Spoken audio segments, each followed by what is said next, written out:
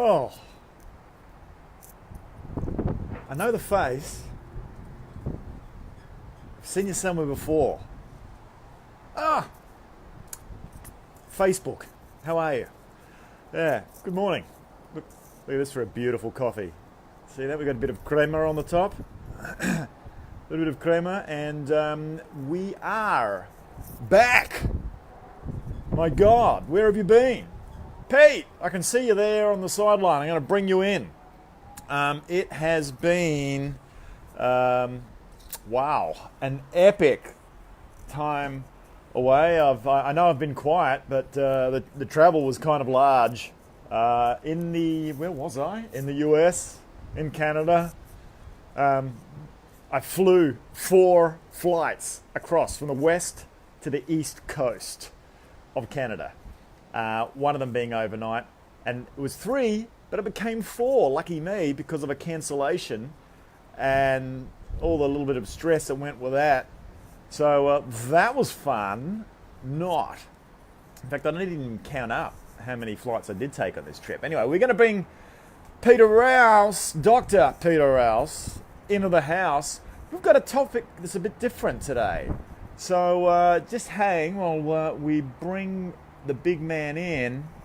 Press the add button. Add. There we go. Add again. Look at this weather. Is this just ridiculous or what? Oh, Pete! You've had some work done. A little bit of plastic surgery. Plastic surgery, yeah. Nice furry face. How are you, mate? Good. Oh, yeah, you're showing off. So am I. It's a sun off. It's a weather off. I suspect it's a little bit cooler here.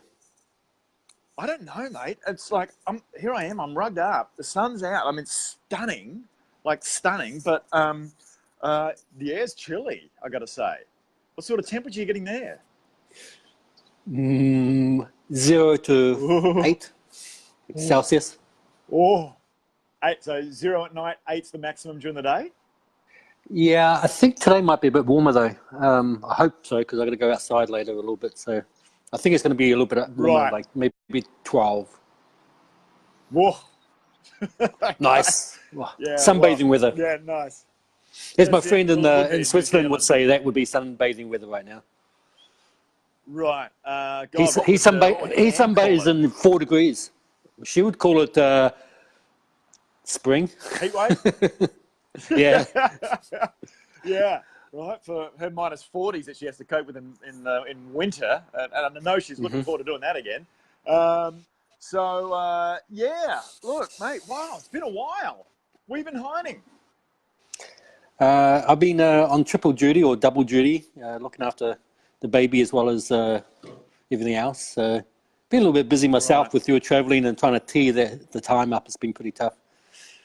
Yeah, no, it's true. I mean, logistically, obviously, I've been in the air, literally. Just saying, I had 4 flights across from the west to the east coast of the continent of North America. Yeah, I was on with you that time. You got stuck in the airport that time. Yeah, that's right. Yeah, and you advised me as a good PhD doctor wouldn't. Tommy, shut up, just go to sleep. You need to get off, get off Facebook Live. Right? Exactly. You're exhausted. Yeah. So get off Facebook in general. Yeah, in general. Okay. Well, I considered it. People thought I probably did for the last week, as I was running out of puff on the way back. But mate, we've got a tight one today. We've got about 25 minutes left. Interesting and different topic. Kids and sport. Yeah.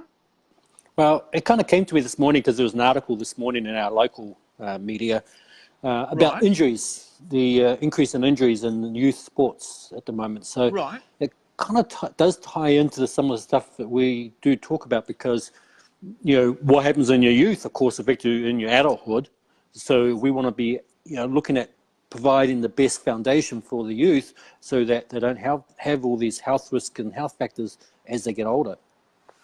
Right. So it starts from when they're that young. It starts from the womb.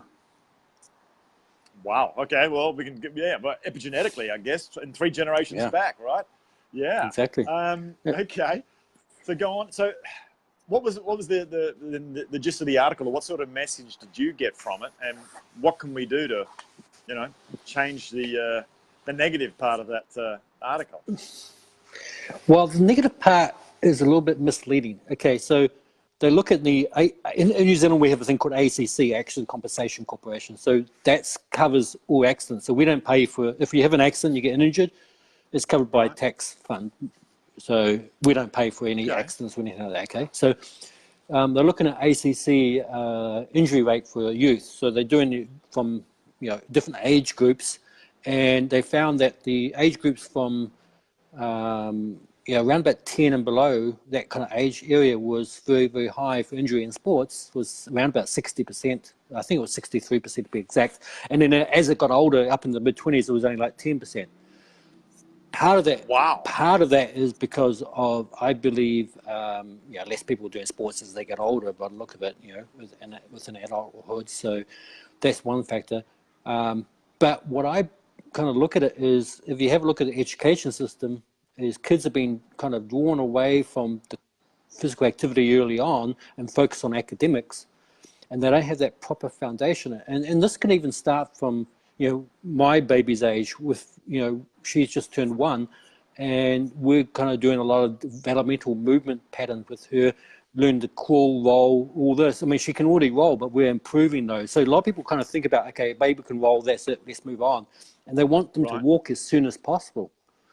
So it doesn't matter. I mean, they can not walk till the 2 if you have a really solid foundation in that developmental development of the nervous system. So that's where it really all begins. So try not to push your child to walk before they can. One of the worst things you can do is get one of those walkers that they sit in and they walk around on wheels, because that actually disrupts go on.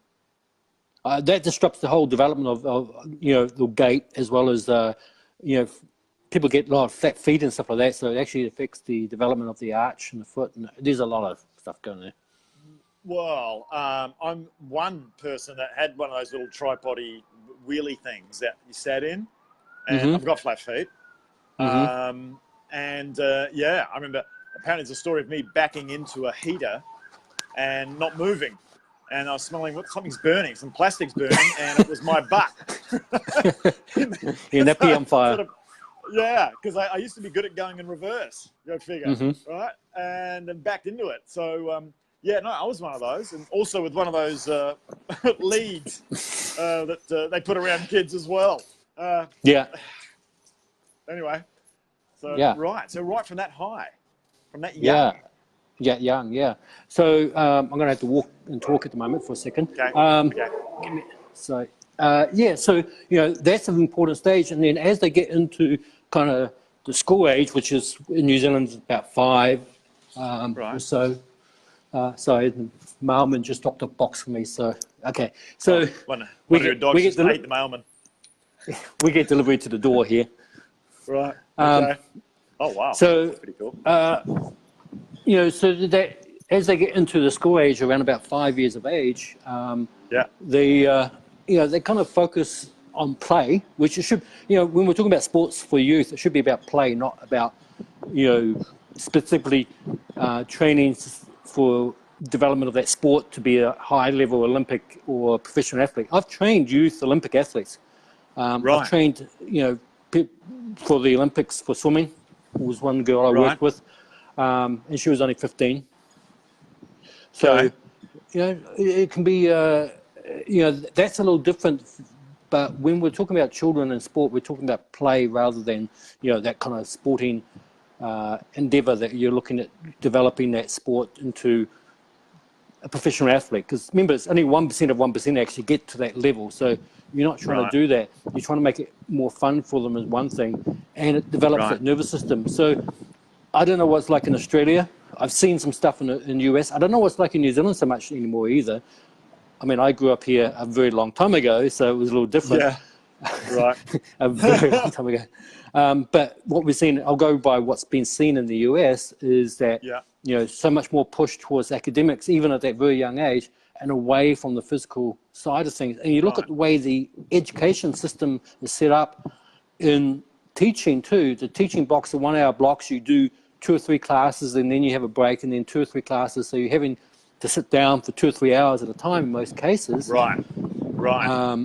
At a time. We're homeschooling. We do 15 to 30 minute blocks. And then we go, wow, instead of 2 or 3 hours. So we do 15, 30 minutes and we go do some other activity.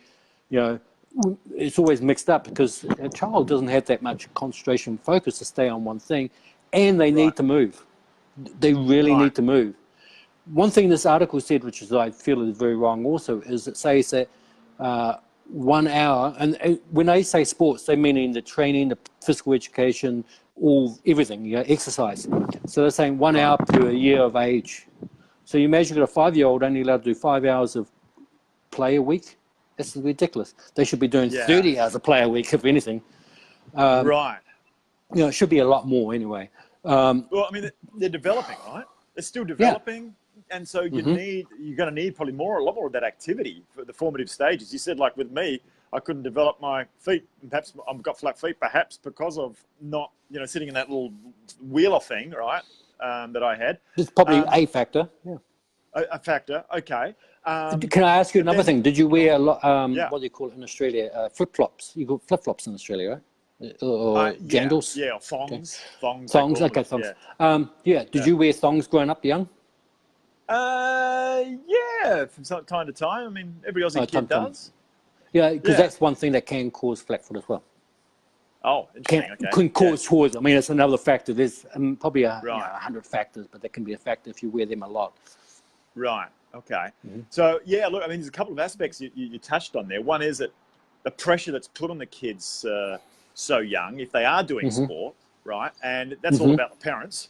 And then the other one is that some kids that aren't getting enough movement, and we know that as adults now, where they're talking about, and you've mentioned this before too. I mean, sitting down is becoming the new smoking. They go from sitting down, and it's almost like corporate training in a system that's broken in the corporate world, especially from a physical point of view, because I'm there trying to help execs regain their youthful vitality or revisit their youthful vitality, and making changes and keeping them active through the day. Just yesterday on the phone, and we're going through and looking in the Aura Ring, and one of my guys, and we're checking his activity throughout the day, and he had some really good broken up activity through the day, stand-up desks. And this is some of the newer companies that are conscious of this. But the kids, and starting them from that young, when they're sitting down for so long, and you and I went through that system, is just wrong. From a concentration, learning point of view, but not only that, just a bloody general health point of view. Well, the education system is not about learning anyway now. It's about memorizing so you can pass a test and then you can forget it. Right, and then not use that information anyway. Right? Yeah. So with the, going on from age group there, so we're looking at that development very young. If you have underdeveloped nervous system when you're younger, that 0 to 5 to 7 years of age, right, you are going to have an increased injury rate when they start doing more activity, more sports, and like that. In New Zealand, they started to get into rugby, basketball apparently is a thing now. League, rugby league, even football, soccer, that type of thing. Those sports that they start to get into when they're in that 9, 10, 11, 12 range, they're going to have an increased range of injuries occurring because they don't have that neurological development when they're very, very young. Now, doesn't mean that you can't go back and redevelop that with the right kind of training. You can redevelop that and have your child injury-proof themselves before they get into doing too much sports. And then also another factor that you brought up was specialising too young. And they did one thing that was good in this article, and I'll post a link to the article. It was actually New Zealand media. One of the things that was in the article was that specialising in a single sport too early.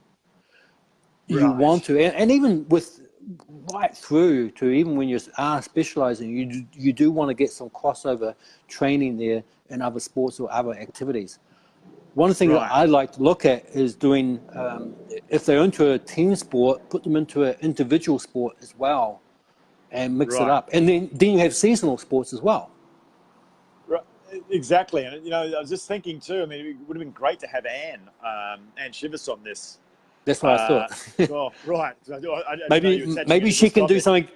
Maybe she can do something in a couple of days on that when she gets on. Yeah, as a follow-on, for sure. I'd like to see if we can do 3 on here as well. But yeah, because her being a PE teacher, and her and I have talked about this from time to time when the kids in sport, and my little guy, because he's not so sports gifted, although Anne would probably hit me for saying that, because she's much about, like you're just saying, single sports, getting the kids to try different things, until all of a sudden there's something that kind of clicks for them. And then they really start to enjoy moving and sport, and that's naturally their perhaps gig, for being sporty. Yeah, look, I mean, once again, it's about the parents, right? And it's like just pushing them into tennis, get them in there young, or, golf. I mean, great sports, but is it the right one for them? Well, think about golf. If you really over-specialize golf too early, you can get overuse development of that swing phase that you're using for the golf swing.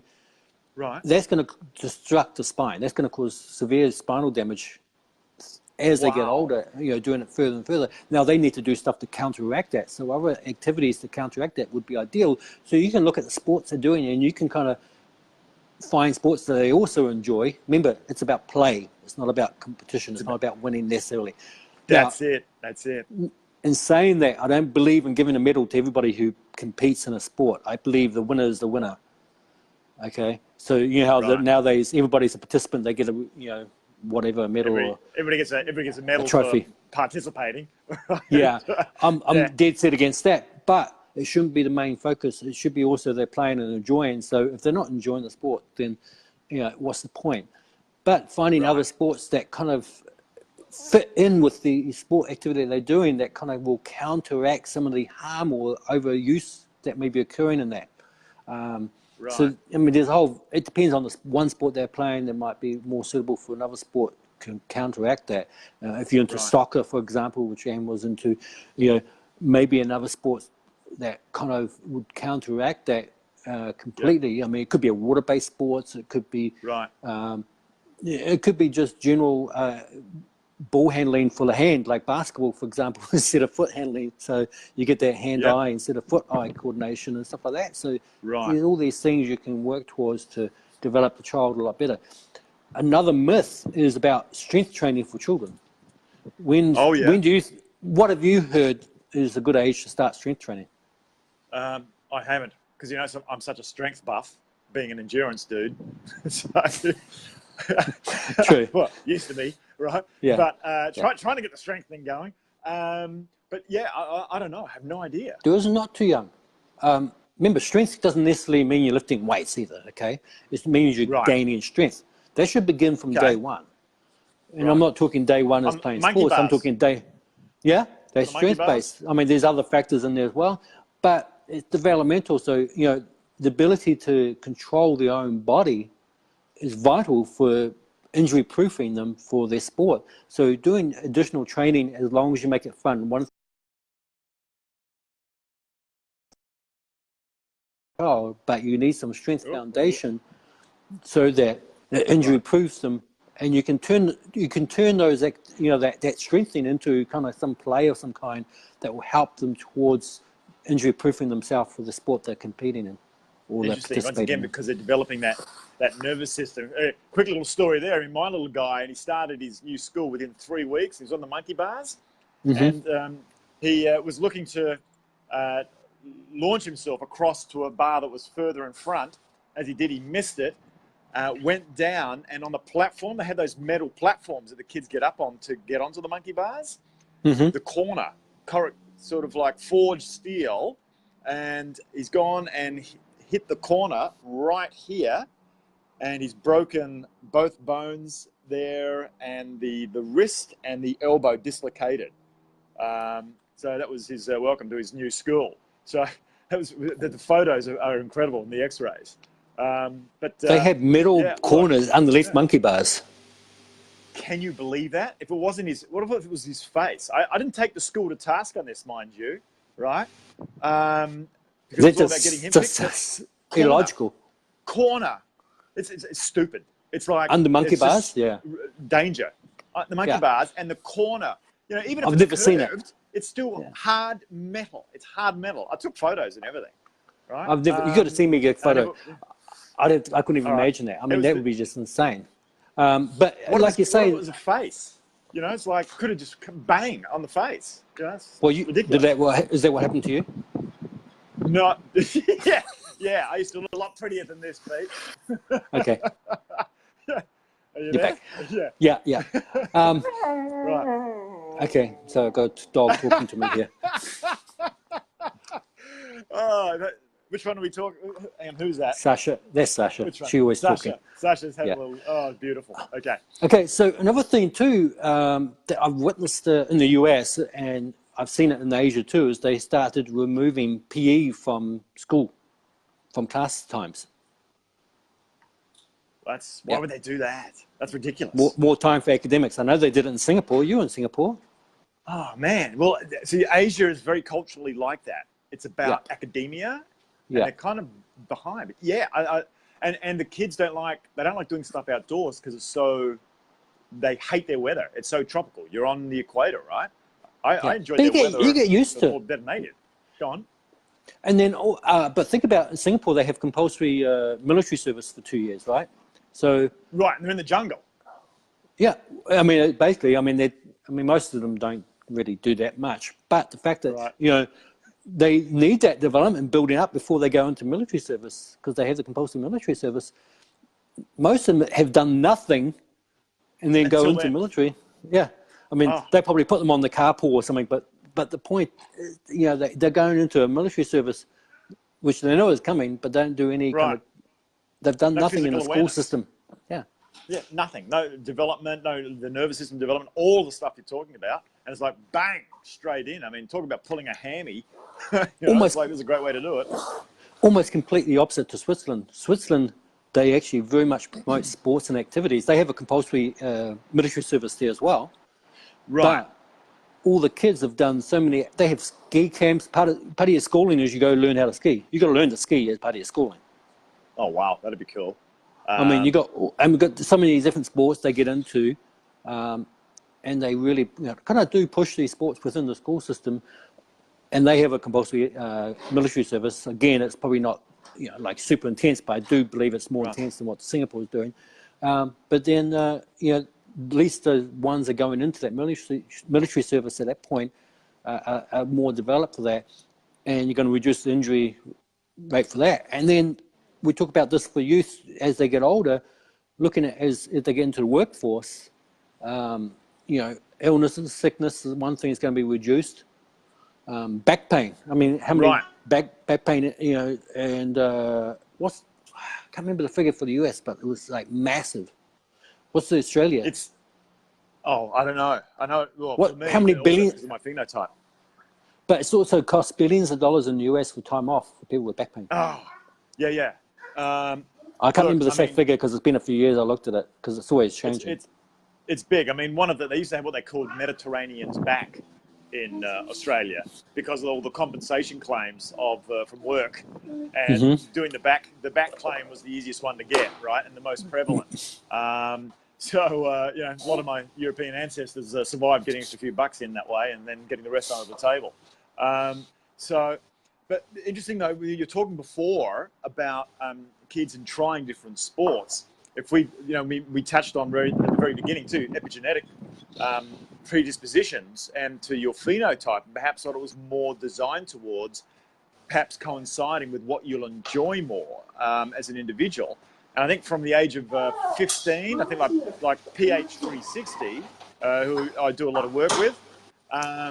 They say, look, from the age of 15, it's pretty well when the phenotypes kind of stabilise, and you can then do the measuring and so on online to work out the phenotype, and then the exercises and the sports that are perhaps best for them. For me, I accidentally fell into becoming a triathlete, right? And then to find that the best sports for me are swim, bike, run, and rowing. And I thought, cool. So, I mean, it's another way You'll find that people do, like, they will naturally fall into the activity they're more suited for, or the more, the phenotype is more dominant for. So they'll kind of tend to head that way. And that, in some ways, that could be a bad thing too. You look at a yoga class, for example, a stretching class. A yoga class is a classic example of that. The people who enjoy it and go all the time are people who are naturally very flexible, even hypermobile, to the extent of being hypermobile, in that case. Often it's the people who need to be in that class or some kind of flexibility training are not there, because it's tough. Yeah, exactly. We know how flexible you are with what we saw here.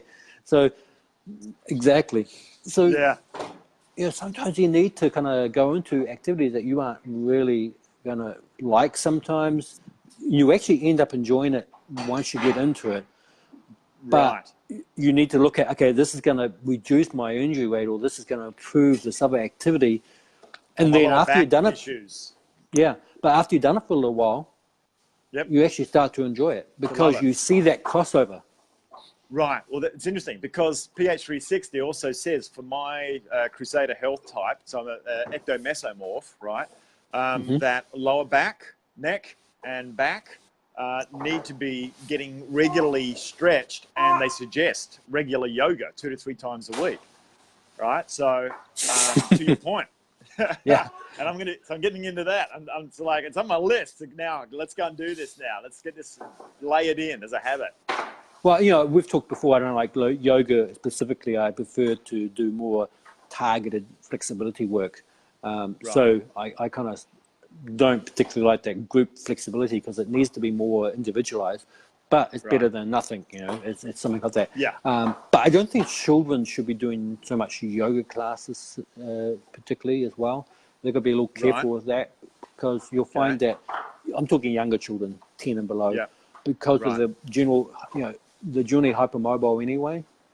So, well, they are. They're so flexy. Their bones are still soft. Everything's so supple still, Yeah. So, I mean, going through strength range, strengthening that range of motion is a good thing, but kind of exceed flexibility training, not going to do them much. I mean, it should be more movement training, like Idol Patel, whatever his name is. He does the movement-based, animal training and stuff like that. That would be more suitable than going to a stretching or yoga class, because they learn to control the range of motion through their joints, rather than just purely trying to gain increased range of motion. Now, yoga does some of that, but not to the same degree.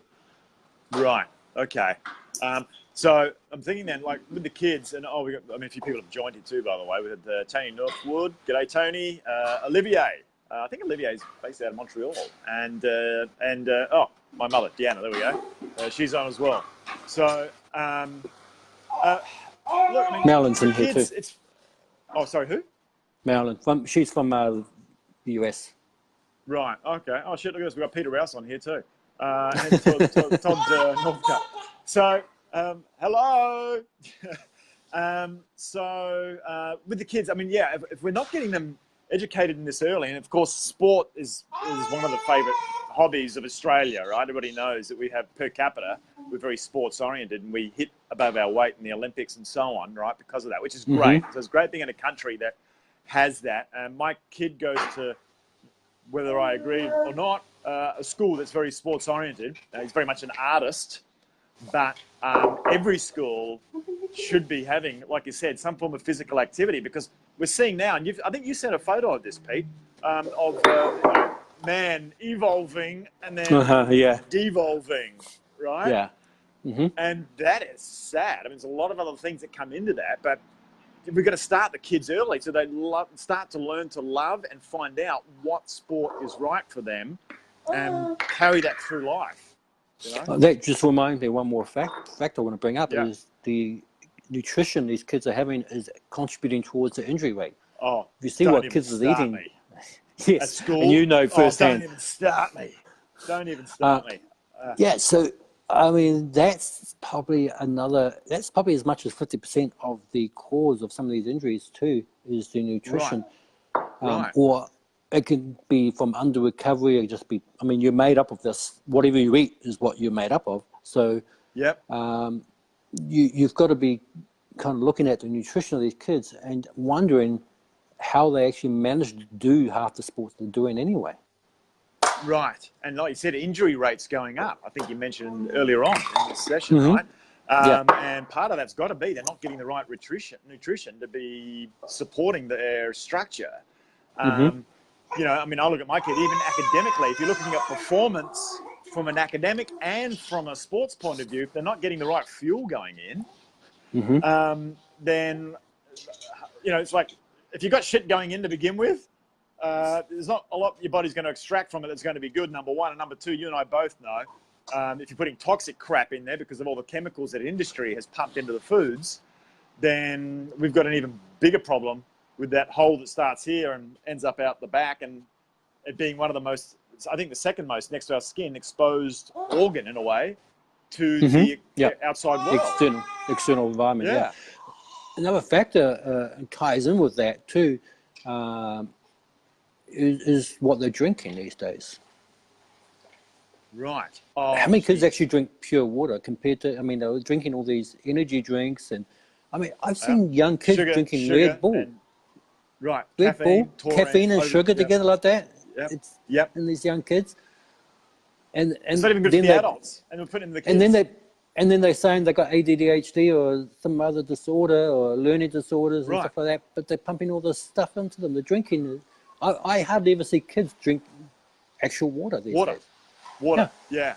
I mean, I'm happy to know my kid loves drinking water, which is great, and he doesn't drink any of these soda pops and crap, partly because of probably a little bit of influence from dad, right? But it's shocking what is available in the tuck shops at the schools still today. You know, where my kid goes, and you know, I'll take a bit of a risk here. I mean, I sat down with their deputy head, and there was someone else in the room, and it was about, okay, well, look, I'd like to know what's on the menu, you know, and for the boarders as well. And so we had a look, and the lady that was there was in charge of what nutrition the kids get. I said, oh, great. I said, so you work for the school as well? Oh, no, works for the contractor. I said, oh, interesting. And so how do you decide what to feed the kids? What's most profitable? Profit.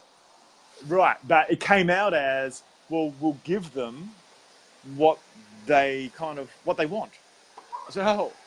So then I look to the deputy head and I say, so we're going to give the kids what they want rather than what they need and should be educated to have. Is that how it works?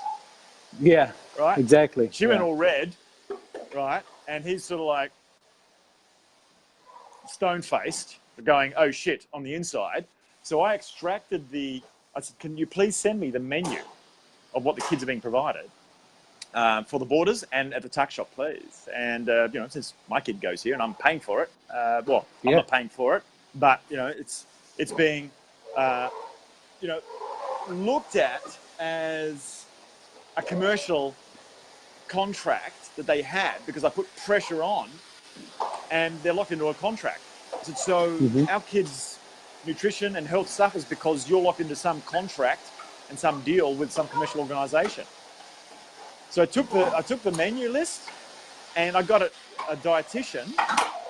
In fact, Bonnie Hancock, one of the pro women iron surf athletes here on the coast, to go through it as a professional. And she sent it back to me, and I haven't sent it back to the school yet, right? Prison food. It's like prison food. She tore it to shreds. And then she put in a solution. Yeah, great. Let's see how that flies. So, sorry, on the soapbox, it's close to my heart because it's my kid that has to eat some of that shit. But the whole school system is on the same. That's one of the reasons I prefer homeschooling, is because of the fact that, you know, not only what they're learning is crap, but also what they're eating is crap. And the way they're learning, you know, I mean, it's basically what we've talked about before, the Rockefeller education system. So those kind of factors are really the key factors. So hang on, Pete. So you said the Rockefeller education system. So you're saying Rockefeller also designed had a part to play in the education system for kids? Entirely, a huge part. That's where modern education system came from. Wait a minute. Go So look the up. same. Okay, everybody can look this up. Type in Rockefeller Education System into a search engine like DuckDuckGo or even into YouTube and see what you find out. Right. So hang on. So, wow, that's blowing me. I didn't know that. But also, it's I the talked same to Anne about it. Rockefeller. Right. Okay. Yeah. Well, she would know. The same Rockefeller that educated. No, it's not educated, but worked with Carnegie together to start up the medical system as we know it today. Had a huge hand in that as well. Yep. Who's that? Right. Okay. Interesting. But remember, what was the education system? Okay, we're going off tandem, but it's just There we as are. important to kind We're going off of. message. Well, it is kind of. Well, no, it ties in because it ties in Kids' why they education. set the classes up the way they do, and that is Right. because it's about generating factory workers rather than generating greater minds. Okay, Whoa. yeah, so Generating the original supply of system. labour. They want you smart enough to do the job, but not too smart that you know what's going on. Whoa. Gee, we're starting with kids' sport and we ended up here. Well, think about what they teach in school. I mean, who's the first? Right. Who was the first to fly? The Wright brothers? Nope. Oh. That's what they teach. Go have a look it up. Who? Homework. It's going to be a Russian, right? No. Okay. What nationality were they at least? Greek? Yeah, the first guy that learned to fly, he jumped off. Well, there's a little bit of controversy who exactly, but not the Wright brothers were definitely after. But there's a couple of countries. Right. One of the countries was New Zealand. New Zealand? Get out. Not kidding. Get out. But Kiwis that's don't not. fly. Kiwis don't fly, Pete. We've got the albatross. Oh, yeah. Yeah, all right. Well, we've also got here, what do they call them? Those Seagulls. Yeah, seagulls, they fly still somehow. But ibises that hate flying, it's like it's crazy. All right, whoa, that is really interesting. I mean, if you break it down, I mean, that's one of the reasons why they sit in the classroom that long, and it comes back to what we're discussing about injury rate in these youth sports activities is because of sitting down in the classroom too long, undeveloped nervous system when they're younger, poor nutrition, and maybe even specialising too young. I'm not sure how many specialise too young. I suspect there's probably quite a high number here in New Zealand with rugby. I know a lot of families want to kind of get their kids into rugby and push them into that. I know my niece, her kids they are really good at rugby, but she makes them do other sports as well. So they do play other sports and stuff, and they do a lot of different other sports. So that kind of helps with carrying over for them. But I suspect a lot of people want to play rugby and focus on rugby early on here in New Zealand because, of course, that's our big sport here in New Zealand. Everybody wants to become an All Black, so the greatest rugby team in the world. So well, they are, undisputed. So that may be a reason people kind of push for that specialty training early on, but there's something they shouldn't be doing with the younger kids, and that could be another factor. But I think that's less of a factor than the ones we've discussed today, which is that undevelopment of the nervous system from infancy up through to entering school, and then once they enter school, they get stuck into these rooms. I mean, I remember one school I went to though was a little bit more open plan type school. Right. So the classroom was a massive classroom, but we had multiple teachers in one classroom going off in different areas to teach. Right. So that was a little bit more unique way of teaching back then. Right. That was intermediate school here in New Zealand, but so we have different kind of. Which system? Sorry to interrupt, mate. Which system today do you think, like there's Montessori? There's a few different, apart from homeschooling, which is probably the ideal if you could do that, right? And kind of life schooling if you can, if you're traveling with your kid. But what's the best system that's out there today? And look, to Rockefeller and so on, and things were different back then, and I think they started up some great systems. The thing is, I'm going all over the shop here, but you wonder why is the system still there today and it's so antiquated and doesn't serve us today? Well, think about Common Core in the US. Common Core is even worse. It's even dumbed down even further. Look up Common Core, which they've dropped now. Common Core. They were trying to push that in for a long time in the US. They're starting to drop it now, but they were trying to force states in the US to do this. Remember, I'm talking from the US standpoint because I lived there during this time. So I had to I know a lot more about that going on. So Common Core was one of these systems pushed by the Gates Foundation, Bill Gates. Same reason, to push out, along the same principles. But, as far as the education system, I don't think there is a good system. I really don't think there is a good system. That's why I'm homeschooling. It's broken. I just don't see it. With the health system. Or, what I would say is if you, not everybody can homeschool. It's tough. So, if you are going to put your kid in school, you supplement them. Teach them real stuff. Supplement their schoolwork. Right. Well, that's it, right? Yeah. And you wonder about some of the damage of having, once again, in the same vein of looking at personal health and that one size fits one, and then broadening that out and bringing that to our kids, that giving them the education that each of them actually needs. And to do that, you've probably got to find out, well, who is the kid? Run some sort of analysis. We can kind of do that today, whether it's through science or whether it's through other different modalities, methods, to then be able to give them an education that's going to serve them best so that they have an optimized life.